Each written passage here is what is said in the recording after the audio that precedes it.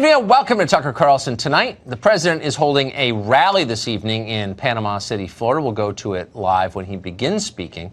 One thing we're going to be watching for is whether the president responds to the seismic story that broke last night on cable news. In case you weren't watching CNN at 10 p.m., here's how they summarized it. This is CNN Tonight. I'm Don Lemon. Are you listening? The president of the United States is a fraud and a con man. Holy smokes, this sounds like a big development. What happened? Did the president get caught running a Nigerian phone scam? Has he been selling Bitcoin? Did he spend 2 full years pretending that the Russian collusion hoax was real? Nope, nothing that sleazy. Last night, the New York Times revealed that more than 30 years ago, some of Trump's businesses lost quite a bit of money. Because of that, he paid no federal income taxes for 8 of the 10 years for which they had data. Unfortunately, this is a pretty common way to account. Just last year, for example, some of the biggest companies in the world paid no federal income taxes for exactly the same reason. That list would include Amazon, Delta Airlines, Chevron, and General Motors. CNN hasn't said a lot about that. They were too busy gloating over Trump's taxes from the Reagan administration. Ladies and gentlemen, introducing Mr. Don Lemon. You know what they say about gambling, casino gambling, right? The house always wins. Well, not always. Not if it's a Trump casino. Come on. Who loses money at a casino except for the person gambling, not the owner? Because I'm good enough, smart enough, and doggone, people love me.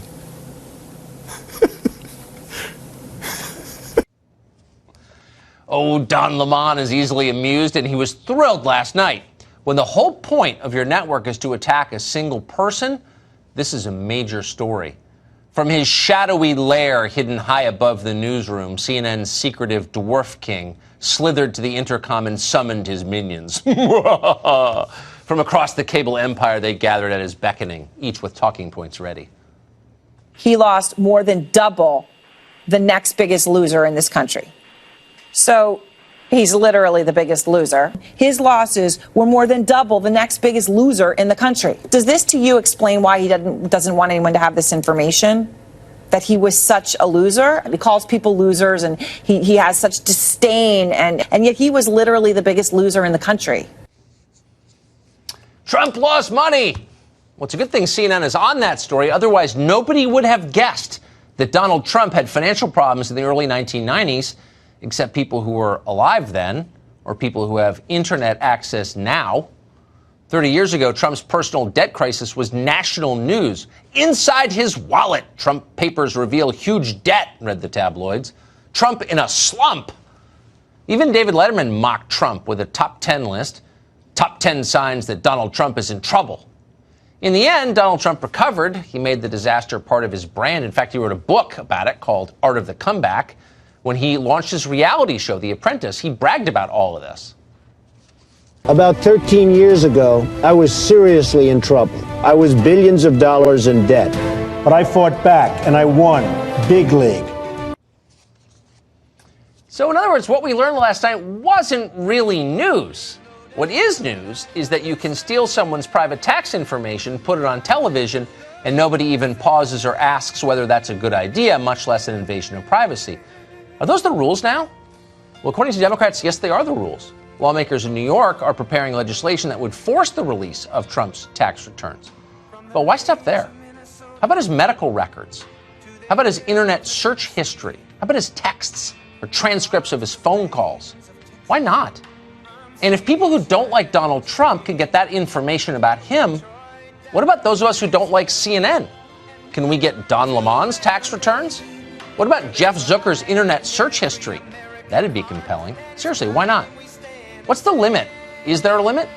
The New York Times published Trump's taxes from like 30 years ago. You might ask, how did they get this stuff? But that doesn't matter if you hate the guy. Besides, publishing other people's stuff is what the Times is all about. Who cares if it was leaked or stolen? Or maybe borrowed from Trump? It wasn't always so easy. About 13 years ago, I was seriously in trouble. I was billions of dollars in debt. Yep, that's what the Times reported last night. Quite a bombshell. Also in the Times last night, the Berlin Wall, down. The Bay City Rollers broke up.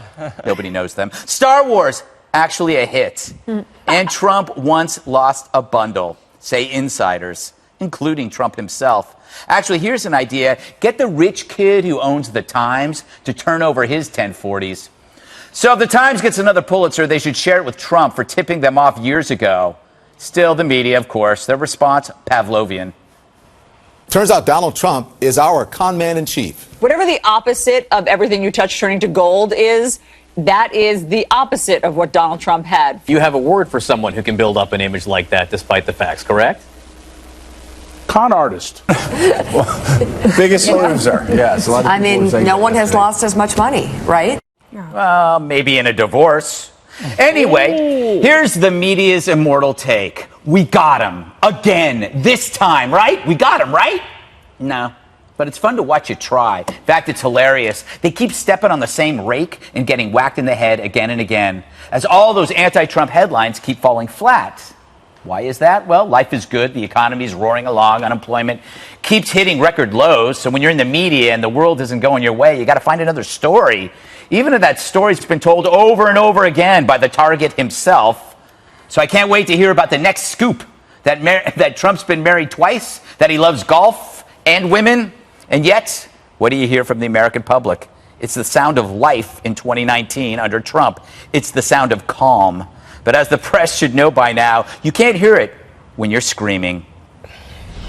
All right, Dana, I want to show you how old this news is. We have some pictures here of some old tabloid covers. Jilted by Lady Luck, that's about his financial ails. Trump slump, again, about his financial ails. That New York Times one you can barely read is about his financial ails. And then, of course, Donald dumps Marla, which was a terrible moment for me. Dana, you were about 3 years old.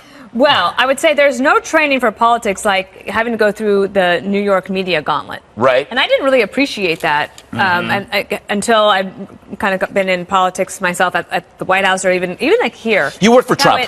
You worked for Bush. How it absolutely can shape a whole generation. Like everybody here knows President Trump. Yeah. They've known him for 30 years. And so this didn't come as a surprise. You talk about insiders. So he is the ultimate insider. There's kind of like nothing you don't know. Yeah, no, it's true. Jesse, if I remember, he talked about this and about how, the tax thing's a game. I know I played the tax game. I know how not to pay taxes. Yeah. I'm pretty sure I paraphrased him. First of all, I love it when you do Fox News breaking news alerts. Can you always do that? If there's something very Gutfeldian about breaking into news. Well, there's so many of them. I know. You really sell it hard. He wrote a book. It was The Art of the Comeback, and he explained every single thing about all the tax losses. You do take a loss when you build a business. I think also in the 80s, wasn't he on a massive multi-million-dollar buying spree? He brought the Plaza Hotel for $500 million. He bought a yacht, a football franchise, an airline. Yes. So when you grow a business, you're going to have some liabilities, and then you can write off with the depreciation. But the point is, after he did this and took all these losses, the New York Times called him the comeback king. Right. And speaking of the New York Times lost $1 billion buying the Boston Globe and then had to get bailed out by a Mexican billionaire, Carlos Slim, and they still operate to this day on $250 million in losses. Also, everybody loses money when they're building a business. Twitter lost $2 billion since it went public. Uber, last year alone, lost $3 billion.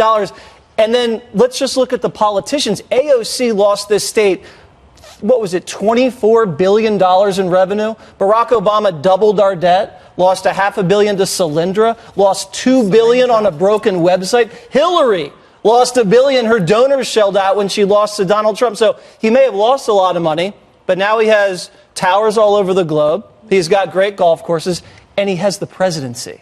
Pretty good. What do you think, Juan?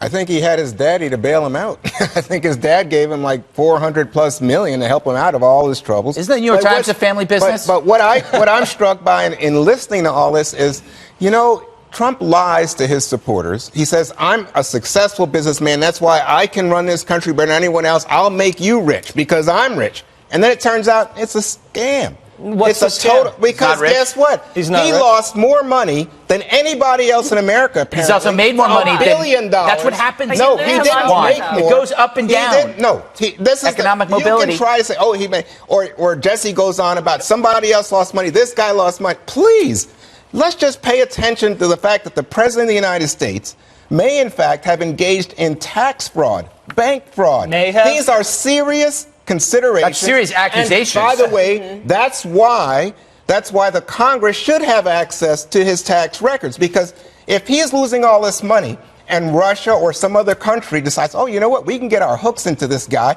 by bailing him out, we, the American people, The Russians. should know. It's the Russians, Jedediah. It That always goes back to always goes they're back going to to collude that. now with his businesses. Always goes back to that. You know, you talked about him talking about being a businessman and, oh, you know, he's this great businessman and that was his selling point. So what's the story here? Let's say he was a terrible businessman. He's not, because the businesses wound up booming ultimately. But even if you say that, that did not translate to a poor economy. The economy, you cannot change the reality that this guy who went in there had experience with business, suffered some losses, came out of it, still managed to get a booming economy with his policies of deregulation, lowering taxes and whatnot. So you can't take that away from him. The truth is, business owners around the country read a story like this. I come from a family where my mom and dad ran a small business at two different points in their lives. It's really hard. They saw this and they saw relatability. They said, yeah, you know what? Guess what? You open a business, whether it's small or large, you struggle, you fall. Sometimes you're lucky enough to be able to build yourself back up again. And he was honest about this. He said this. We just played the tape. So people at home are saying, I'm sorry, but what's the story here? Well, That he's a comeback story? I'll tell you, it's not like your folks, because this rich kid had a big daddy to come in and bail him out. And then instead of saying, hey, I struggle like her, he lied about it. But here's the final point I want to make, Greg. Okay. This is, you guys Final talk point. about socialism. This is socialism for the rich. The working man in America pays taxes. And he, for 10 years, Donald Trump paid no taxes, and we bailed him out. I thought he wasn't rich. You just said he was broke. No, I didn't say he was I'd love broke. to be broke I like Donald said Trump. that his dad He's got a bailed jet. him He's out. got Mar-a-Lago. He's got Oh, Trump please. Towers. Pretty good one. But that doesn't change what's going on. That doesn't change the success he's had with the economy. And voters are not voting based on Donald Trump's record from 35 years ago with his private business. They're voting on how much money they have in their pocket and what life looks like for them because since he's elected. Because the Trump cult just closes its eyes. Yeah, the Trump cult elected him over the Democrats. That's quite a cult. It's like 60 some odd million in a cult. You got to start thinking, if you think he's that bad and America accepted it, he still won because you guys suck. All right.